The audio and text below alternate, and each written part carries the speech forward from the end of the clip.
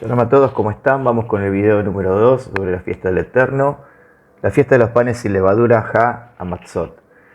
Esta fiesta estaba íntimamente relacionada con la Pascua, con Pesaj. El Levítico 23, 6 al 8 así lo habla. La establece como una fiesta solemne. La Pascua comenzaba el 14 del mes primero, pero al día siguiente, y por 7 días, era la fiesta de los panes sin levadura. El primer día era de Santa Convocación, el séptimo también lo era, y en el Nuevo Testamento tenemos varias alusiones a la levadura.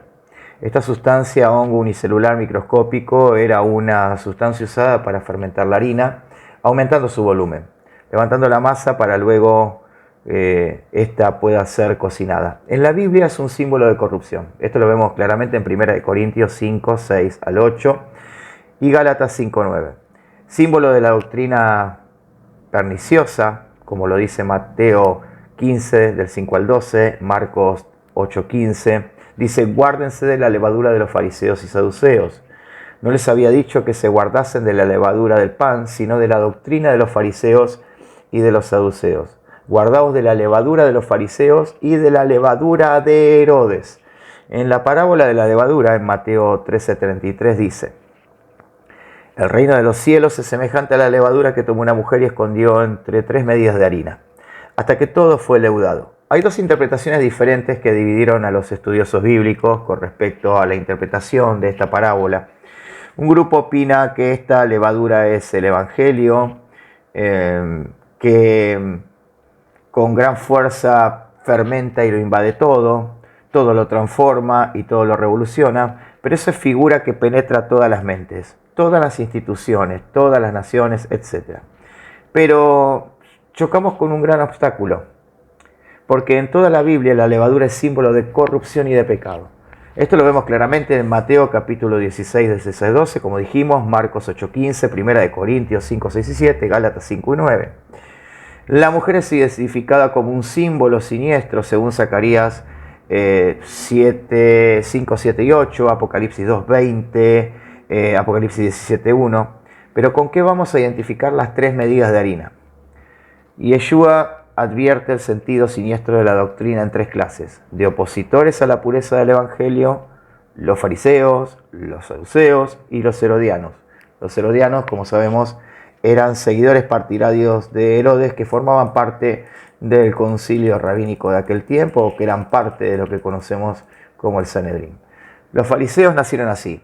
Cuando los expatriados volvieron del cautiverio babilónico, malentendiendo la naturaleza de la santidad de Elohim, cultivaron un separatismo falso, olvidándose de ser luz a las naciones, cosa que lamentablemente hasta los días de hoy sucede y que trata de aportar una idea de una conversión al judaísmo a través del sistema noahida, algo que es un invento. Evitaron todo tipo de contacto con los paganos, o sea, con los gentiles, y así nació el fariseísmo. La división se hizo peor cuando Palestina fue influida por el imperio griego. Algunos judíos helenistas la aceptaron, otros, los hasideos, de Hasidín, que significa santos, la resistieron. De los helenistas surgieron los saduceos, de los hasideos, de los fariseos, es un término arameo que significa separatista, ¿sí? Fariseo significa separatista.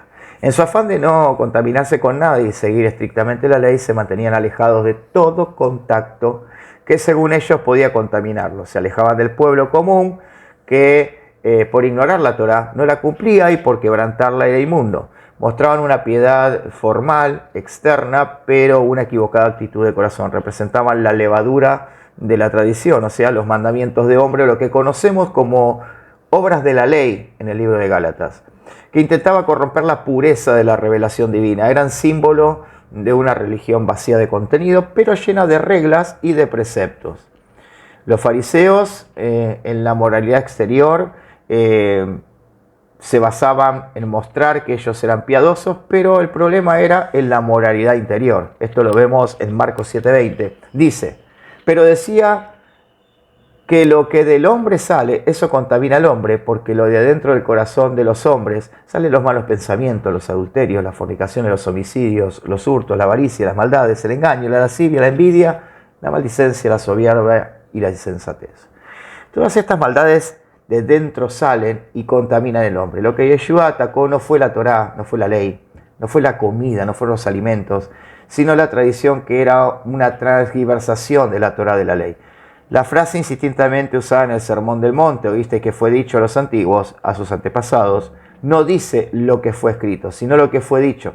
Los fariseos habían caído en legalismo. El legalismo es el uso erróneo de la Torá de la ley por medio del cual se pervierte cuando se hace camino de salvación o mero código externo o ambas cosas. Cuando tratan de poner estos mandamientos de hombre como una regla para la salvación, no haciendo caso a lo que principalmente nos enseña la Torá de Hashem, que es lo único verdadero. En el Sermón del Monte hay 6 alusiones que comienzan, oíste que fue dicho. ¿Por qué? Porque todos los que quieren justificarse por medio de la ley terminan modificándola y pervirtiéndola para poder escapar de sus demandas y hacer nula su autoridad. Vamos a ver algunas cosas. En el texto no asesinarás incluía lo que ellos no imaginaban, el hecho de enojarse o llamar fatua a un hermano. Ellos consideraban que hacer esto no era malo, pero cuando habla de no asesinar, habla de 2 términos, tanto el natural como el espiritual. En no cometer adulterio, también no tuvieron en cuenta que el hecho de mirar para codiciar a la mujer del prójimo también era adulterio, pero no porque la Torá no lo dejara implícito en el concepto de no adulterarás. Si bien el concepto de adulterar significa varias cosas, no adulterar nuestra fe, no adulterar nuestra creencia, no adulterar nuestra manera de ser, no adulterar nuestra vida, no adulterar en cuanto a estar con una mujer y no adulterar en cuanto a codiciar, envidiar o anhelar lo que el otro tiene. También había pecado cuando en caso de divorcio los hombres habían incluido los caprichos arbitrarios y no se limitaban al hecho de haber hallado algo indecente en ella. Comenzaban a poner la excusa de repudiar a la mujer por cualquier caso. Esto ya lo vemos en el video que hicimos hace un tiempo atrás acerca del divorcio. El ojo por ojo, por ejemplo, y el diente por diente que tanto usa el sistema religioso actual para hablar de la ley, para decir que hay que vengarse, en realidad era una guía de restitución, pero los fariseos la habían usado para justificar la venganza. El ojo por ojo determina como, lo voy a explicar de manera sencilla para que lo entiendan, es como que yo asegure mi auto en una aseguradora de riesgo y mi auto sufre un accidente, ¿sí? Alguien que va conduciendo detrás mío, yo freno en un semáforo, me choca de atrás y me rompe un faro. ¿Qué hace el seguro?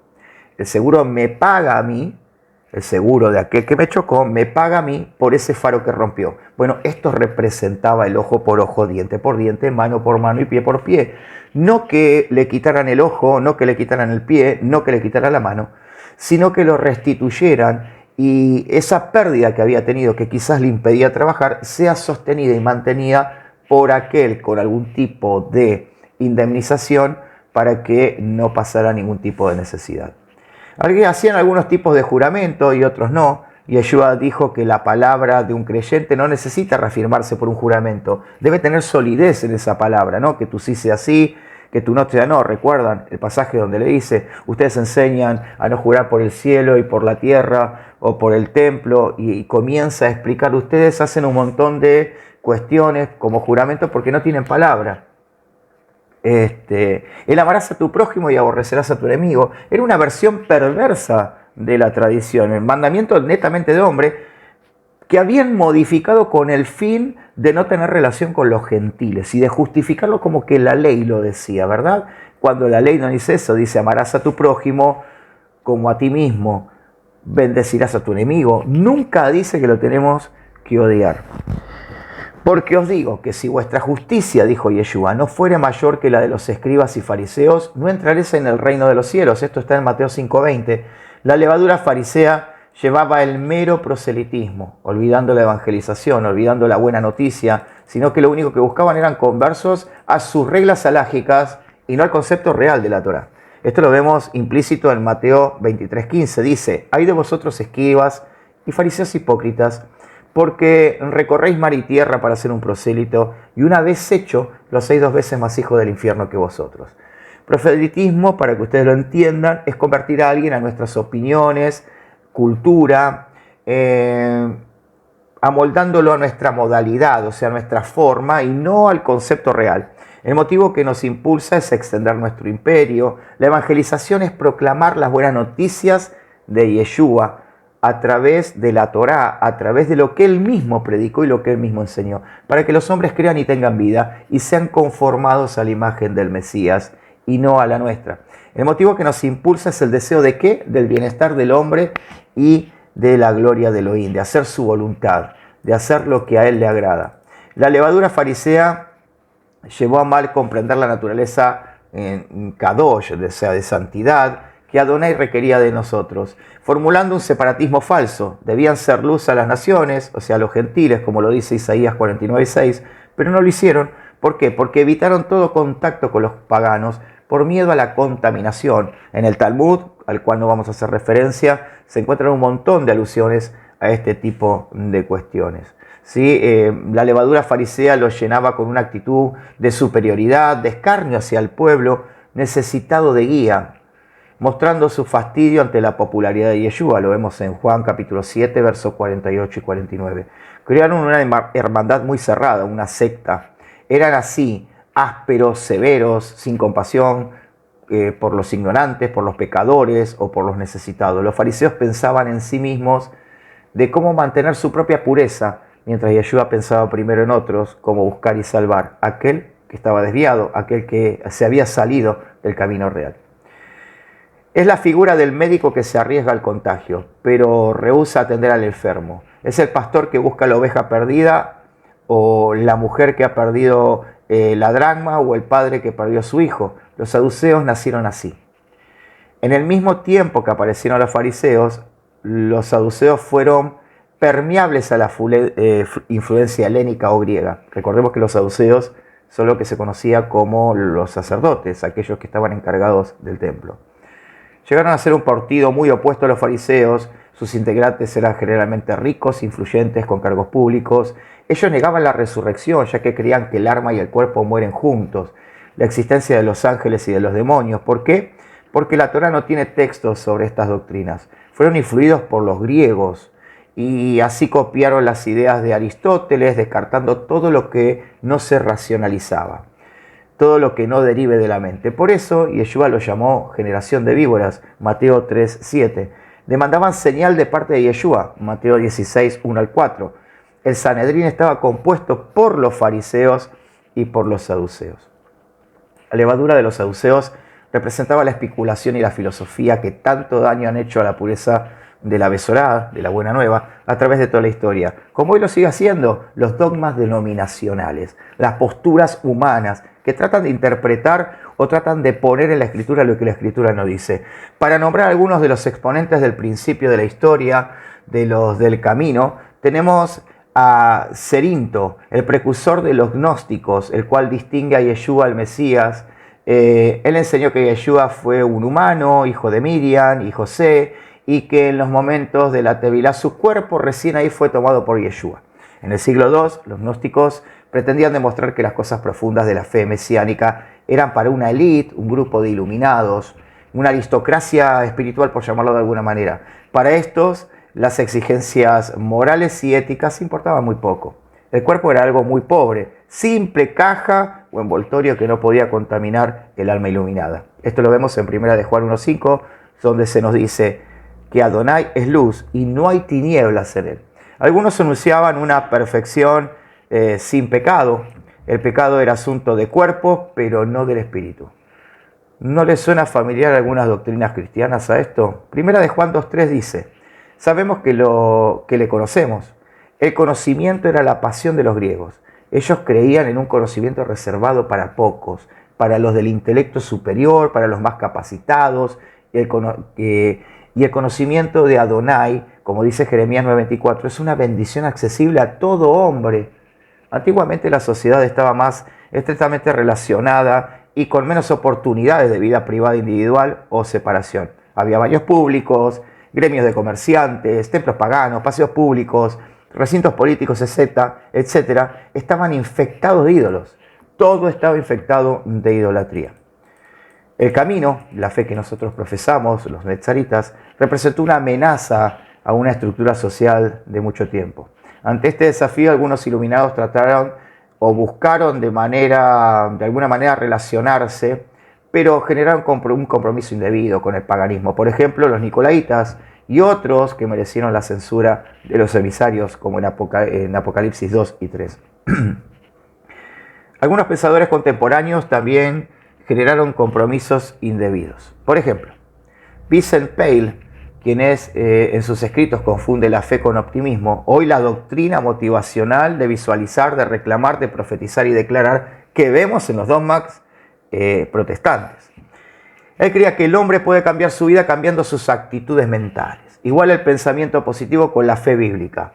No distingue fe, o sea, obediencia y fidelidad en uno mismo con la fe en Elohim.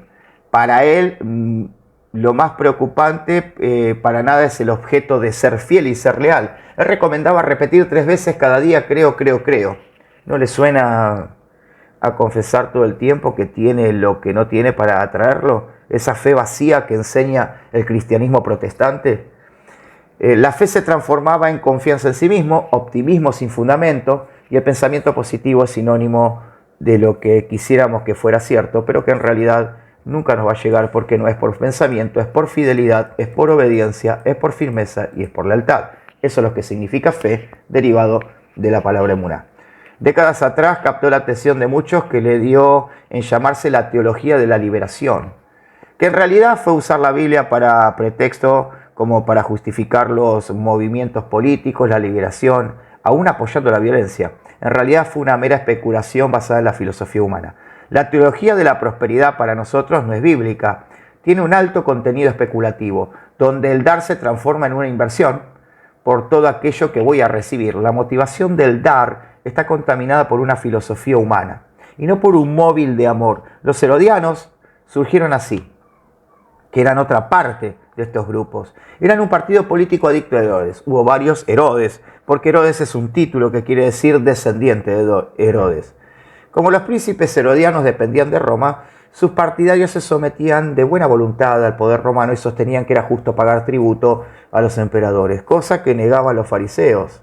¿Sí? Esto los negaban. Sin embargo, ambos partidos deseaban la continuación de la religión judía y se unieron para oponerse a las obras del Mesías.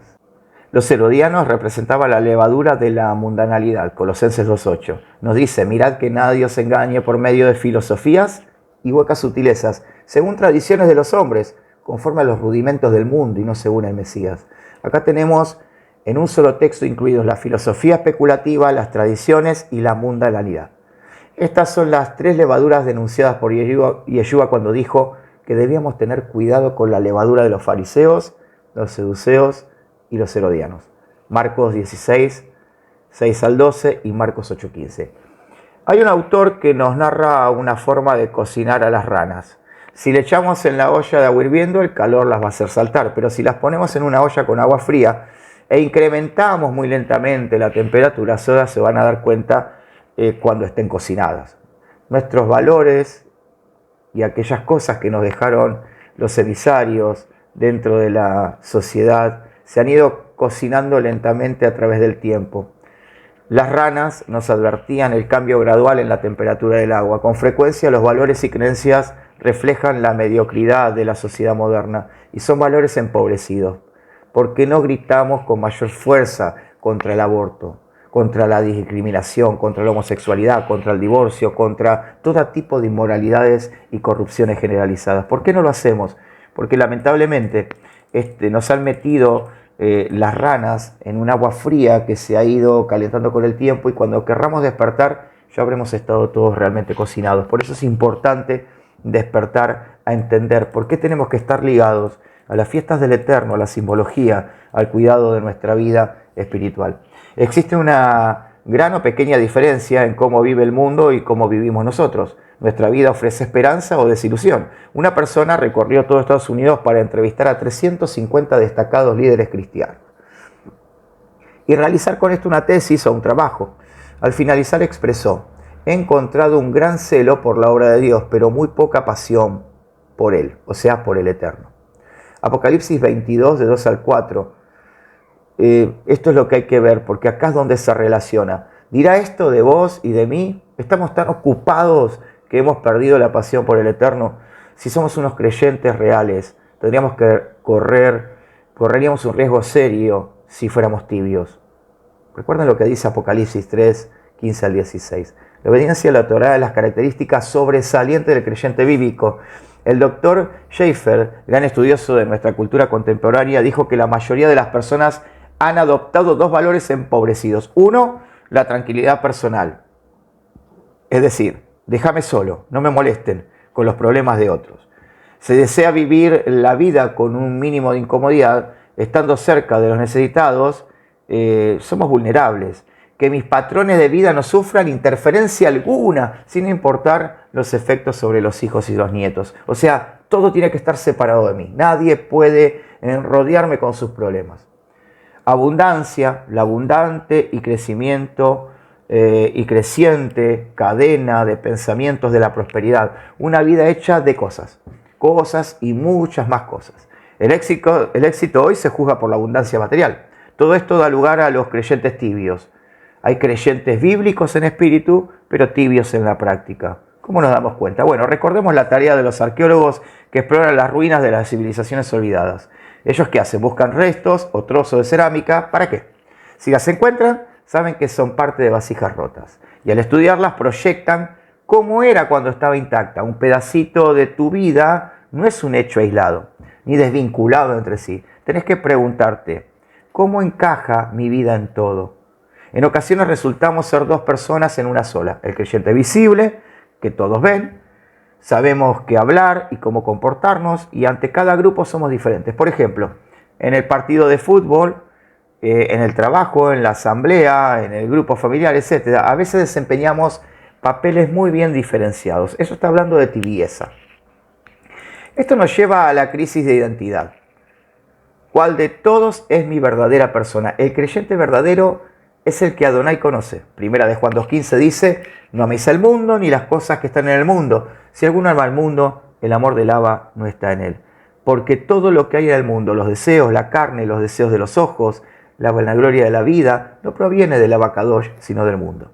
El mundo pasa y sus deseos, pero el que hace la voluntad de Adonai permanece para siempre. Los deseos de la carne son las necesidades físicas como la comida, la bebida, sexuales, el descanso, etc., que son legítimas, pero que no deben ser legítimamente satisfechas.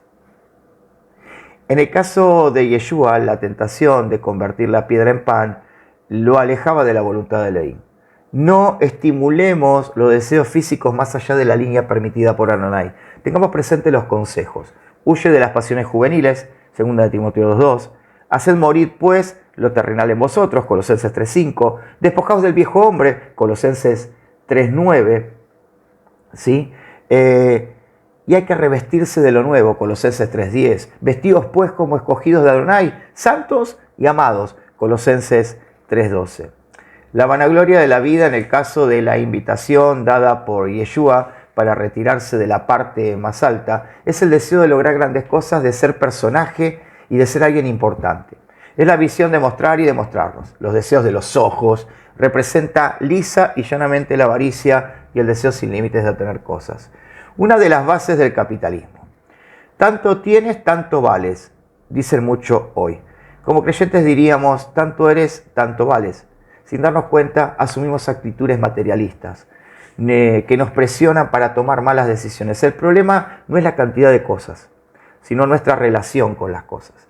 Cada cosa en nuestra vida es un instrumento o un ídolo. Lo que conformamos o los que somos parte de esta sociedad somos empujados a comprar. Nos crean necesidades que no son tales. Cada propaganda de auto, perfume u otra cosa nos dicen que con ello nos vamos a sentir ¿cómo? Muchísimo mejor. Primera de Timoteo 6.8 nos dice que teniendo sustento y abrigo estemos contentos. Esto no habla de ser pobres, no habla de estancarse, ¿sí? Habla de que tenemos la necesidad y está bueno crecer y es parte de lo que Hashem nos propone. Pero los hombres de hoy están consumidos nada más que por el deseo de comprar cosas que no necesitan con dinero, que no tienen, para impresionar a personas que no los simpatizan. Las naciones de hoy son evaluadas por su ingreso per cápita como si lo único que importara fuera el dinero. Y no digo que el dinero no nos sirva, y no digo que Hashem no nos bendiga económicamente. Lo que digo es no poner lo superficial por encima de lo real. Luego de la Segunda Guerra se paró la maquinaria bélica y hubo que encontrar salida para vender y vender. Un libro que se hizo famoso en la década del 50 denuncia la alianza entre los comerciantes y los estudiosos de la conducta humana para estimular a los individuos a comprar más. ¿Por qué no seguimos conduciendo un auto hasta el agotamiento total? ¿Por qué no usamos la ropa hasta que sirva? Nace por imperio de otros la llamada absolvencia psicológica.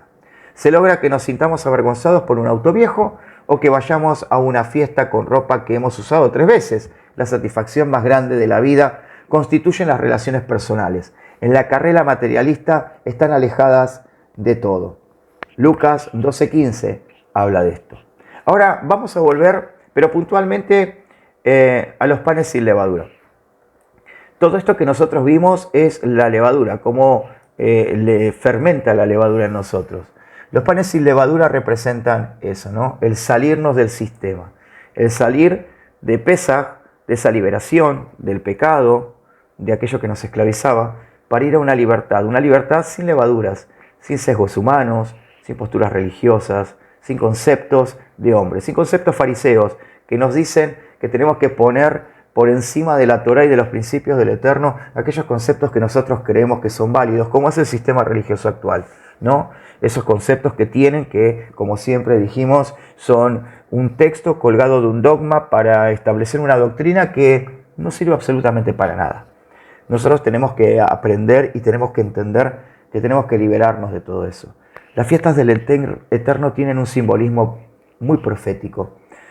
El hecho de hacerlas, el hecho de guardarlas, el hecho de activar en ellas, nos va a dar la oportunidad a nosotros de que mejoremos como seres humanos. Así que espero te haya servido. Este es el segundo video. Vamos a seguir luego con Bikurim y con cada una de las fiestas, y también vamos a estar tocando temas relacionados a la vida cotidiana y a nuestra relación espiritual con Hashem. Espero haya sido de bendición. Compartilo, dale me gusta, compartilo con alguien para que podamos ir juntos entendiendo la importancia de guardar la voluntad del Todopoderoso. Que Yeshua te bendiga en este día y que el soplo del Eterno esté sobre tu vida, llenándote y dándote cada día más fervor y más amor por la Torá.